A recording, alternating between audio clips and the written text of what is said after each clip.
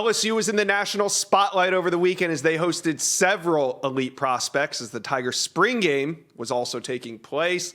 One of them on campus was five-star Colin Simmons. We're going to get to him in a minute. Now, the Tigers already have landed a major commitment over the weekend from Louisiana four-star safety Deshaun McBride. He committed to the Tigers on Saturday. McBride's a four-star, a top 20 safety prospect in the country. He was being recruited by Tennessee and Florida as well. But as the recruiting prediction machine was saying, LSU is the pick and he's staying in state. So let's bring on LSU insider Shea Dixon of the Bengal Tiger. I want to talk about Colin Simmons. He's the number one edge in the country. He skipped Colorado's spring game to be in Baton Rouge. What's the latest on his recruitment to the Tigers? Yeah, that was some of the biggest news of the weekend in terms of visitors, Josh, because as you noted, he was not originally scheduled to be at LSU spring game, supposed to be out at Colorado. Instead, LSU got him to shift those plans.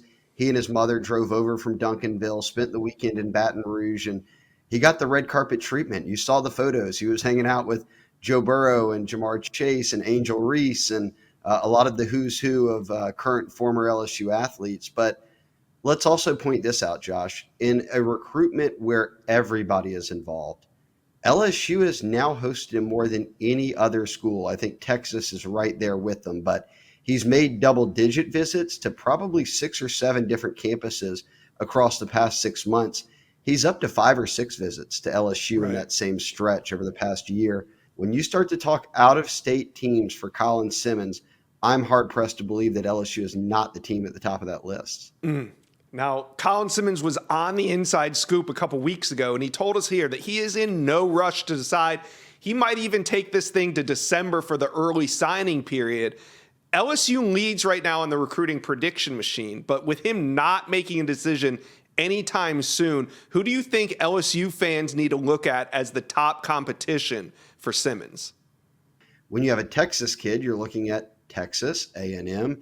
TCU is the nearby school coming from the Duncanville area. So those are some that I've circled. Now, he's taken West Coast trips. He's been down in the Sunshine State. So there are a lot of teams in the mix here. Josh, I think you hit the nail on the head, though.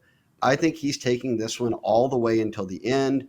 For me, going back to LSU this many times with this new staff and his mother alongside him tells me that LSU's in a really good spot. And the more people I talk to around LSU feel like they're in a good spot. So, yes, it is a far way away probably from when he announces and certainly, Josh, when he signs. But you want to be able to build momentum in an offseason, and that's what LSU's doing right now. Yeah, they are. And another guy they have momentum with is top 100 prospect Dre'lon Miller. He named a top 9 over the weekend, but I feel pretty good where LSU sits with Miller. Who do you think? Now, I know he named a 9. Of course, there's 9 schools, but who are the real teams that we should be paying attention to here? I get the feeling that we could trim this down to 2. I think it's LSU or Texas A&M. Yeah. And early on, he's a kid coming out of Silsbee that a lot of people thought would end up at A&M. For me, over the past few months, I went into, let's say, the postseason after the senior or junior years of high school wrapped up, saying, I feel good that A&M's got a lead.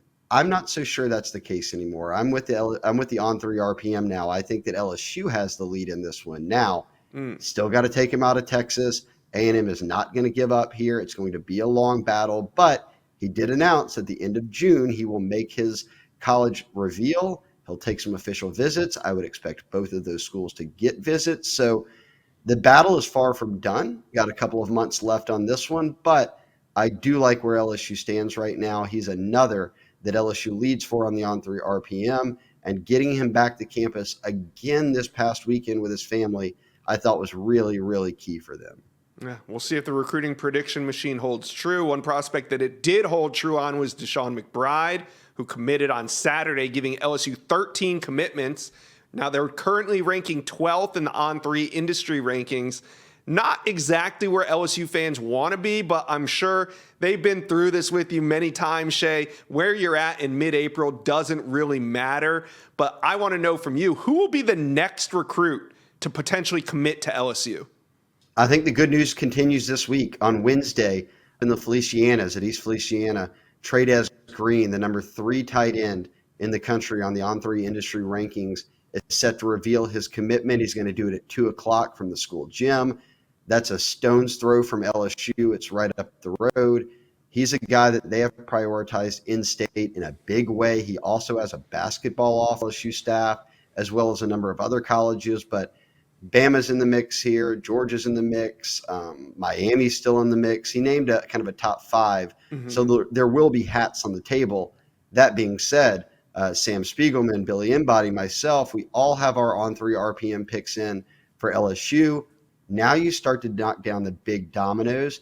I think Trey'Dez Green is that first really big domino that will drop for him, in addition to McBride, who is a top 5 player on On3 in Louisiana right now. So you're starting to see LSU not just chip away, but reel in guys who are in state. You look at the top 5, 6 players in Louisiana right now, all of them are still uncommitted. And then McBride popped. Now Green's about to pop. So LSU could go on a run here where they start to reel in those guys at the very top of the pecking order in Louisiana, which, Josh, remember a year ago, they finished 5th. Great spot. Anybody would take a top 5 finish. That was during a transition year where half of the top 10 in Louisiana left the state. Arch Manning, Eli Holstein, and the list could sort of go on and on. Derek Williams went to Texas.